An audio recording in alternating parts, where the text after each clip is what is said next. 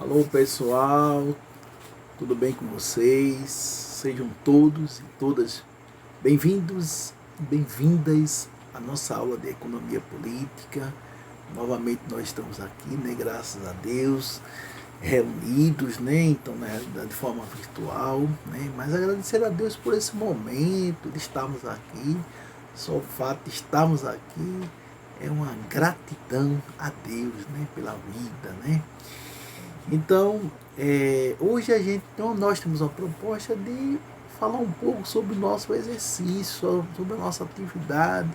Então, eu vou comentar aí as perguntas para vocês, para dar uma clareada melhor, para que vocês possam resolverem com mais facilidade. O nosso objetivo aqui, na realidade, é o quê? É facilitar o aprendizado de todos, tá certo?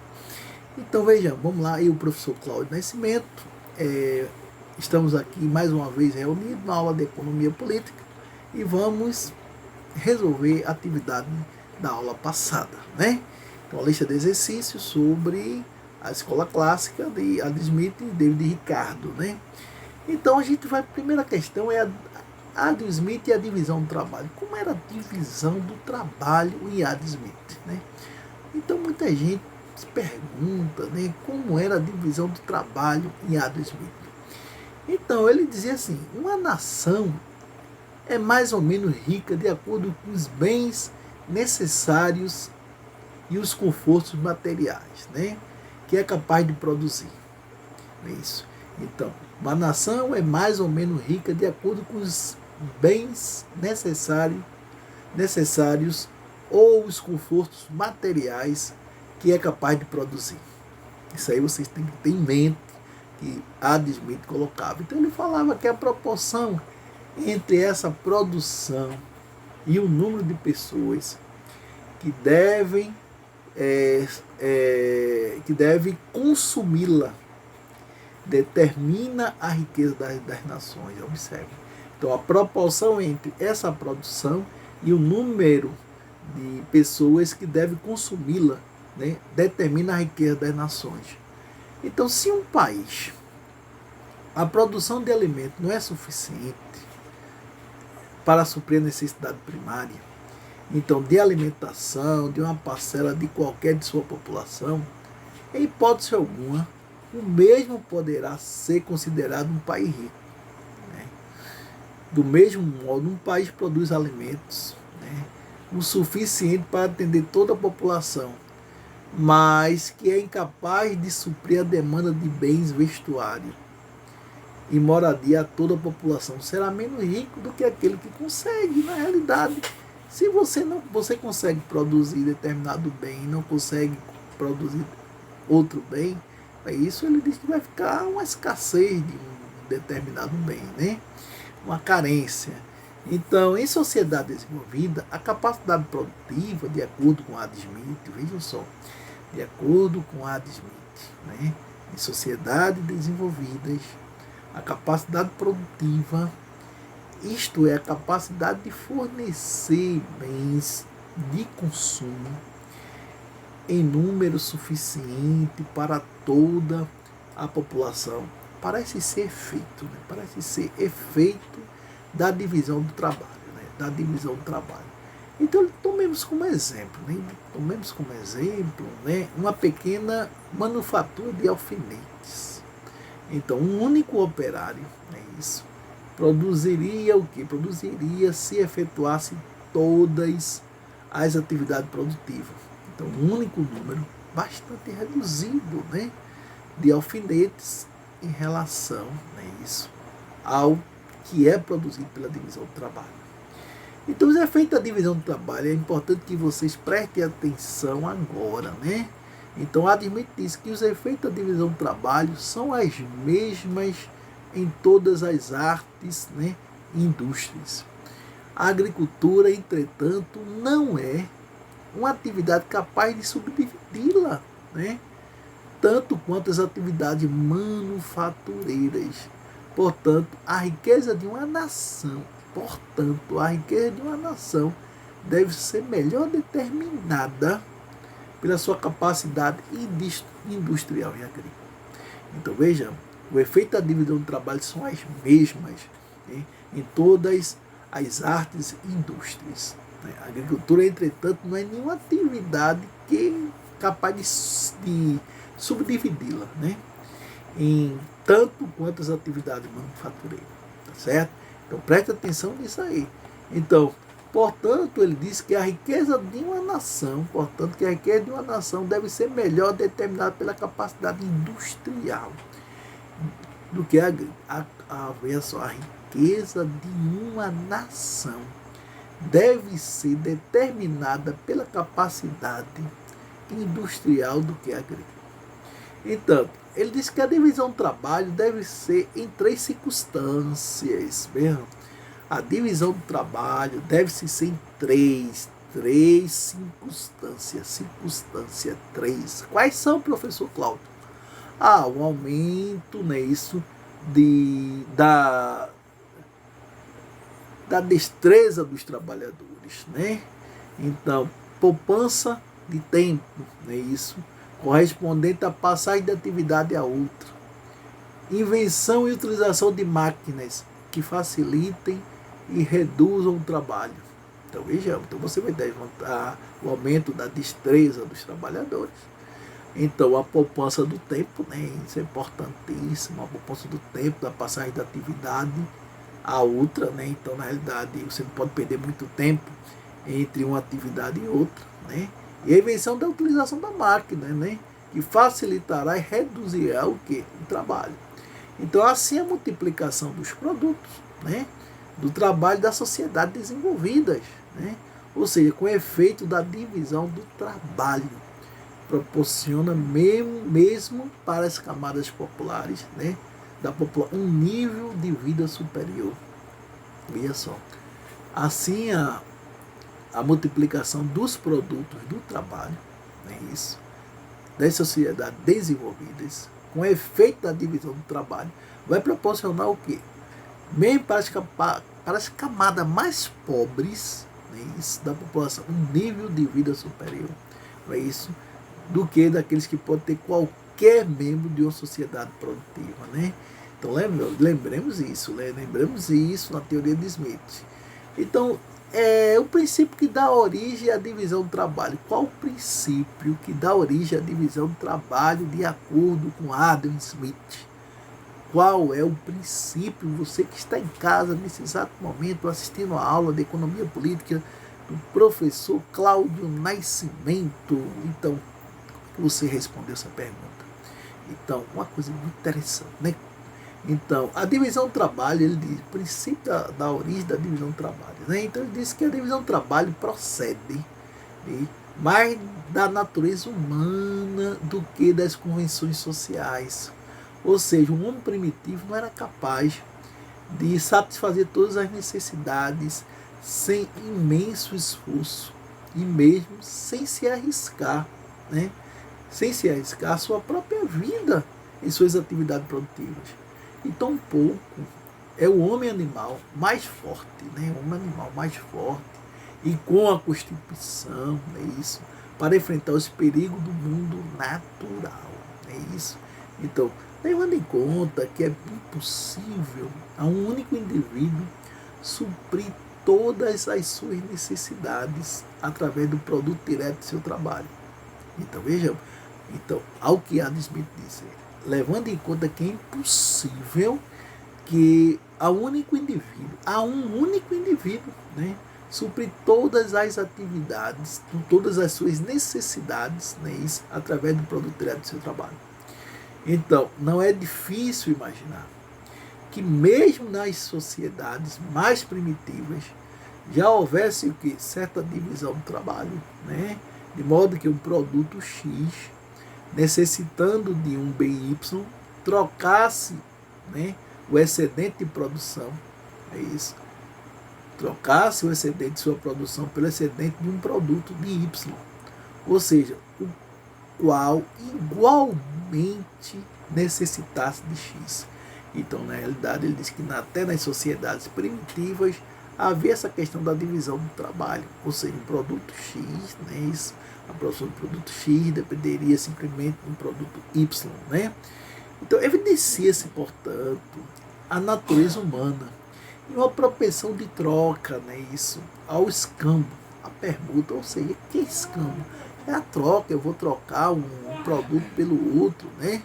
Então, essa tendência à troca, o princípio da origem da divisão do trabalho, observe, evidencia-se, preste atenção, você que está em casa agora assistindo a aula de Cláudio Nascimento, da Economia Política, preste atenção. Evidencia-se, portanto, né, isso, na natureza humana, uma propensão à troca, ou seja, ao escambo, né, à permuta. Essa tendência à troca é o princípio que dá origem à divisão do trabalho numa sociedade, né, isso, desenvolvida. O homem necessita, né, da cooperação, de uma imensidade de pessoas para todas, né, para atender todas as suas necessidades, né, tendo maior probabilidade, né, de obter aquilo que deseja, se conseguisse fornecer, né, outras pessoas aquilo, né, que ele deseja. Em outras palavras, o egoísmo, né, o egoísmo de cada produtor específico, o motor da cooperação econômica, né, entre os membros de uma sociedade. Então, veja só, então ele diz o seguinte, Adam Smith vai falar aí nesse texto, não é a bondade do marceneiro, né, do cervejeiro, do padeiro, que podemos esperar o nosso jantar, mas da consideração que eles têm pelo próprio interesse, que é o do trabalho, de produzir o bem, não é isso?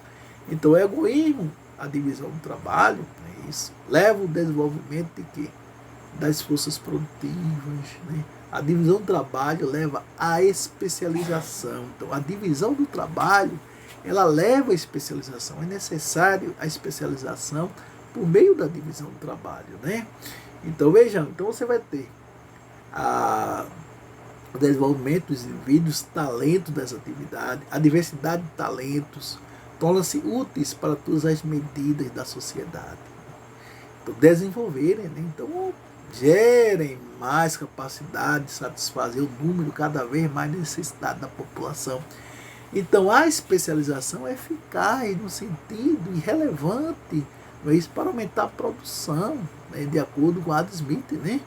Então, vejamos que o preço real. Então, pergunta agora, o preço real, o preço nominal das mercadorias, ou o seu preço em trabalho, seu preço em dinheiro. Então, que vejamos, é uma pergunta muito legal aí para vocês debaterem, se desbruçarem sobre essa questão em Adam Smith, onde ele diz, assim, né, como a riqueza de uma nação é medida pela sua capacidade de produzir, distribuir, né, bens a toda a população. O indivíduo é rico ou pobre de acordo com a quantidade de necessidade que consegue satisfazer através do produto do seu trabalho.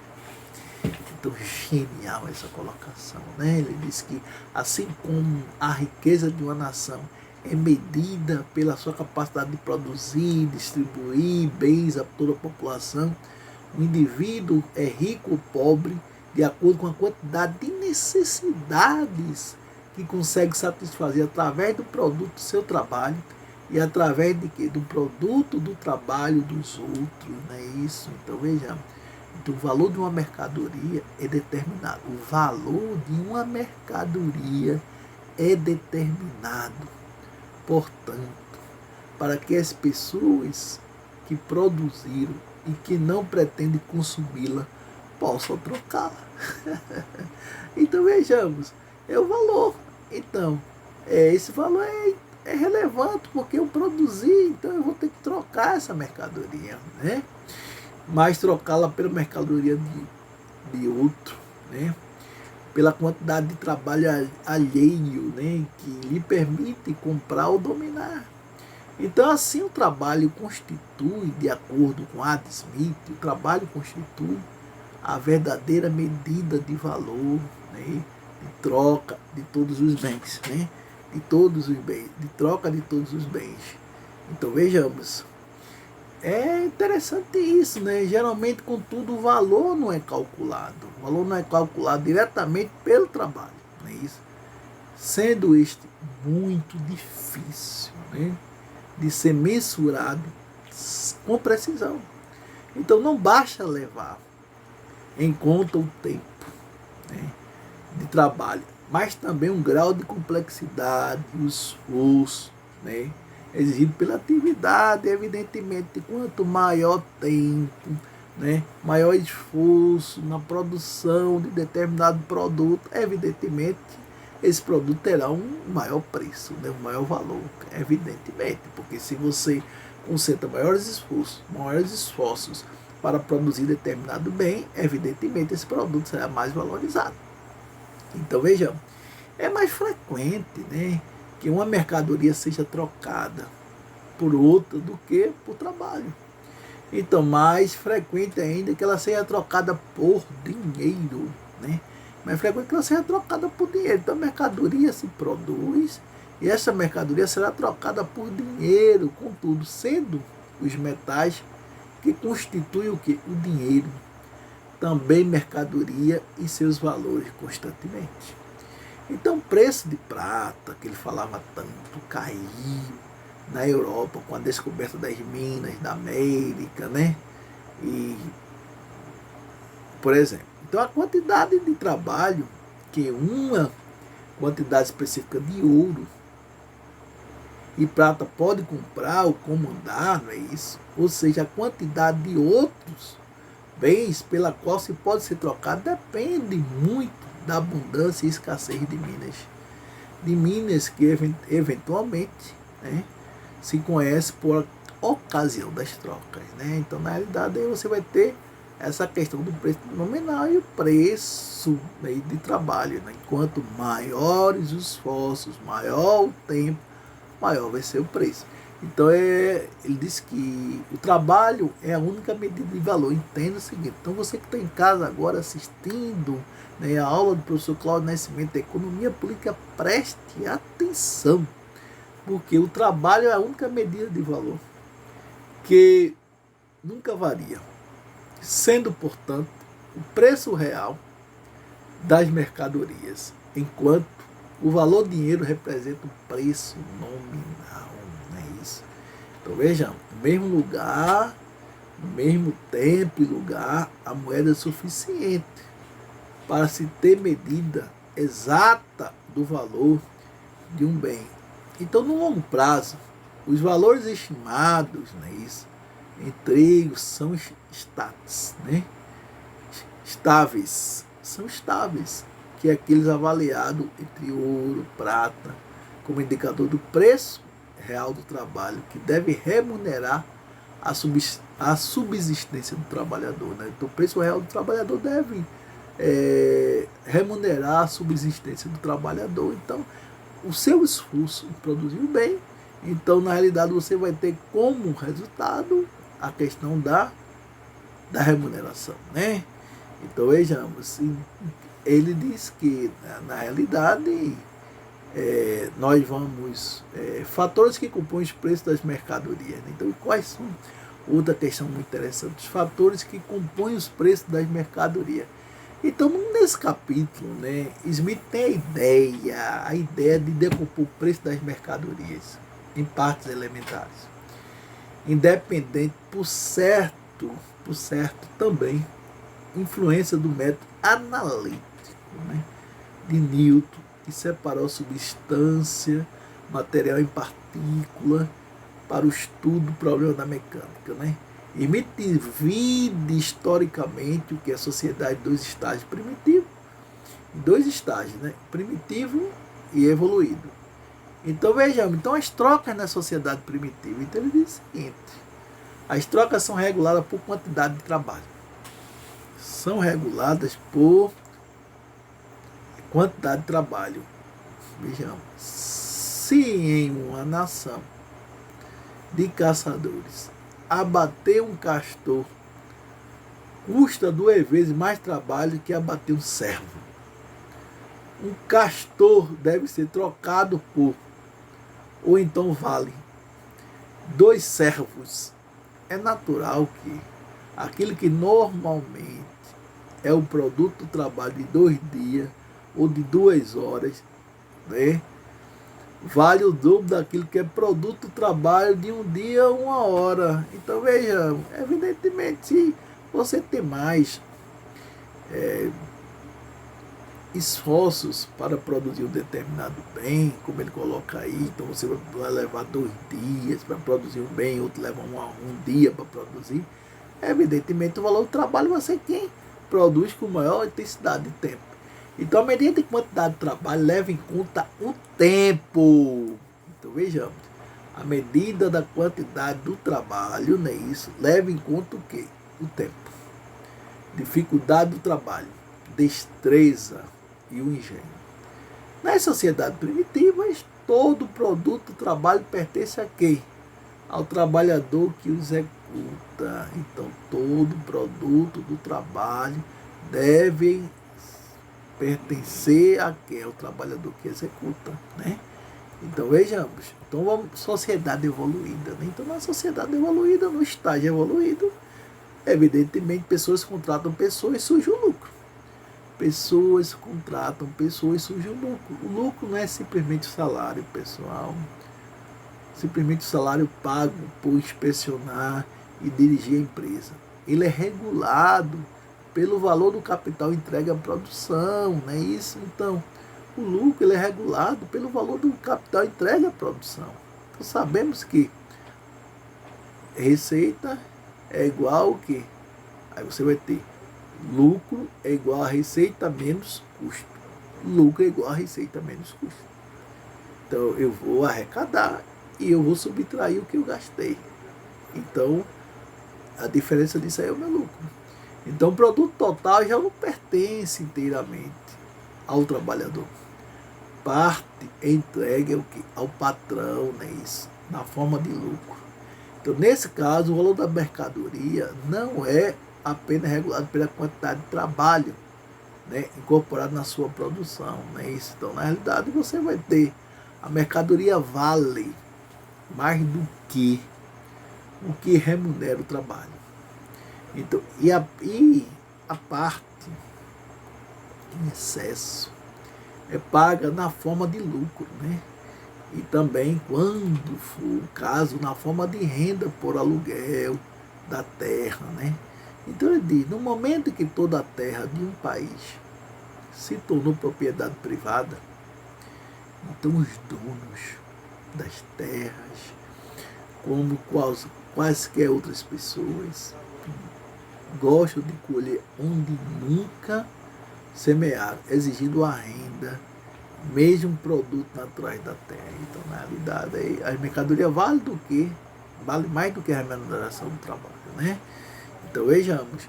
Então, aí ele diz, o valor de uma mercadoria é regulado por 3 componentes: salário, lucro e renda da terra. Salário, lucro e renda da terra. Eu vou ter o salário, vou pagar o salário, tem que ter o lucro e a renda da terra. Eu não arrendei a terra, então eu vou pagar quem me arrendou a renda, não é isso? O dono da terra. Então não pode haver outros componentes, além desses 3, em determinação dos preços. Observe, não pode haver.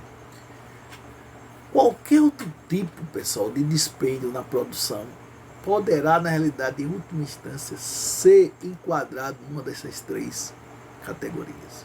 Então, os juros, por exemplo, né, que são a renda oferida por pessoas que emprega ela mesma seu capital, mas o empresta a outras, né, é um componente do lucro.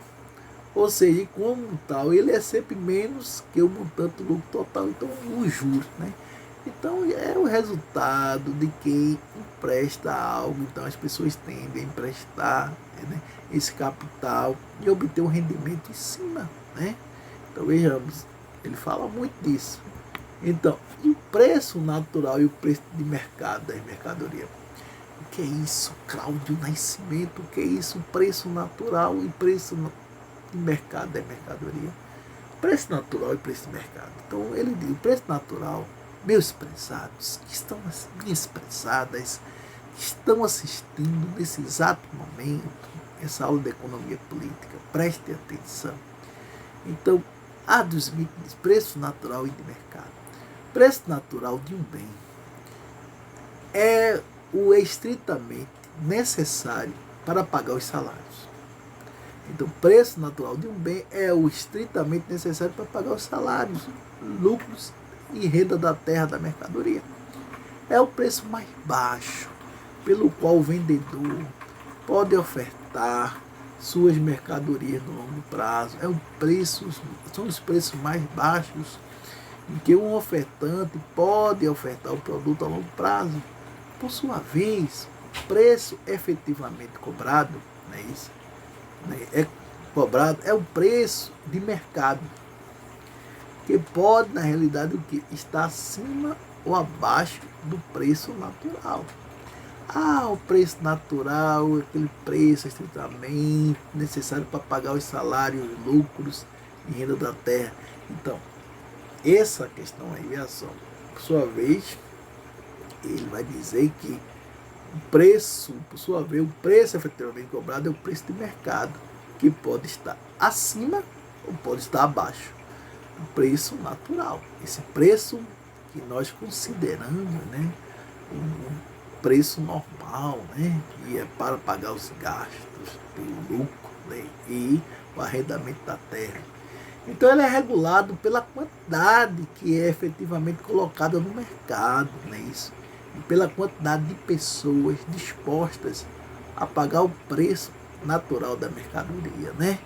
Então vejamos, preço de mercado é diferente do preço natural. Preço de mercado é preço diferente do natural. Como eu disse, o preço natural está relacionado àqueles preços estritamente relacionados para se pagar o quê? Salários, ter juros, é isso, e ter lucros e arrendamento da terra. E o preço natural de mercado é o preço, né, de mercado, é o preço que está simplesmente condicionado pela esfera mercadológica. Então é possível que a oferta de bens seja menor do que a demanda efetiva. É possível. Evidentemente que a oferta vai ser sempre menor do que a demanda efetiva. Isso é um fato. E a quantidade de pessoas dispostas a pagar o preço natural, aquele preço, né, que a gente considera normal, para toda essa mercadoria. Nesse caso, algumas dessas pessoas estarão dispostas a pagar preços maiores pelo bem. Então depende da necessidade. Dependendo da necessidade, o indivíduo ele está disposto a pagar até mais. Não é isso? Então, num cenário inverso, onde há maior quantidade de bens do que compradores dispostos a pagar o valor integral, alguns bens não serão vendidos. Observe, no cenário inverso, onde há maior quantidade de bens do que compradores dispostos a pagar, né, o valor integral, alguns bens não serão vendidos. Então o comerciante terá que vender para aqueles que estão dispostos a pagar um preço menor, não é isso? Então veja, preço de mercado acima do preço natural, às vezes por causas naturais ou por regulamentos de preço de mercado, fica bem acima do preço natural. Então ele diz o seguinte: os segredos comerciais, por exemplo, são das causas que levam a esse quadro. Então, algumas mercadorias precisam de selos específicos para serem produzidos em todas as terras produtivas do país, né? Pode ser insuficiente para suprir a demanda efetiva, né? Então, nesse caso, a renda da terra é paga acima da taxa natural. Então, a renda da terra é paga acima de quê? Da taxa natural. Aquela taxa considerada para pagar, se ter pagar a renda, pagar salários, né? Ter o lucro. Então, monopólios são exemplos, né, de fatores que levam a demanda efetiva, né? Então, vejamos. Aí vem a restrição à importação. Outro ponto interessante. Restrições à importação de mercadoria estrangeira que podem ser produzidas no próprio país. Então, de acordo com Adam Smith, com taxas alfandegárias ou proibições absolutas, restringe a importação de mercadoria que pode ser produzida nacionalmente. Desse modo, garante-se o monopólio do comércio interno para o próprio país. Ou seja, tais restrições, né, podem estimular a indústria, mas nada podem fazer para aumentar a atividade nacional geral. Então, pois essa é determinada pela capacidade que o capital nacional tem de pegar mão de obra. Então, o interesse de cada indivíduo, né, leva a procurar o que? Um emprego mais vantajoso para o seu capital, aplicando mais perto possível de sua residência, desde que produza o maior valor possível. Então, evidentemente, cada indivíduo tem melhor condição de avaliar em que atividade terá de empregar o seu capital do que estadista. Então, ao induzir os indivíduos a produzir aquilo que podem comprar, mas mais barato no exterior, mas o Estado, através das taxas de restrições, pode prejudicar o interesse nacional. É isso. Entretanto, há dois casos que Adam Smith coloca aí, né? Dois casos específicos que pode ser vantajoso. Impor alguma restrição à atividade estrangeira no país. Né? Primeiro, quando uma atividade específica é necessária para a defesa, né? Isso para a defesa. Então, nós temos um caso muito interessante, né? A salvaguarda. Né? Então, alguns países